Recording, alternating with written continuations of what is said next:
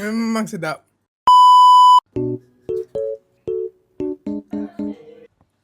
Tak rasa sangat pun kambingnya.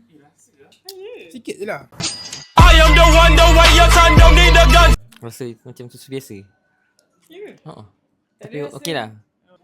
Bagi saya okey je lah rasa susu kambing lah. Sedap. Dia punya tekstur tu rasa macam light lah. Light sikit lah. So sedap. Dia tak ada bau kambing ke? Tak ada. Okey je. Stop it.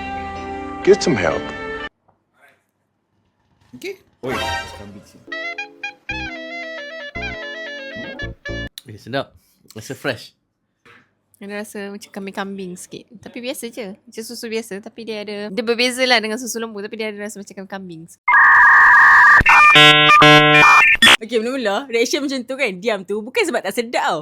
Tapi sebab semua orang cakap macam rasa kambing. So bila minum tu macam prepare lah nak rasa kambing kan. Tapi bila minum tu tak rasa apa-apa pun. So tak tahu taste sebab aku yang problem ke taste sebab dia pun yang problem. Tapi saya tak rasa apa-apa. Okay je. Rasa kosong.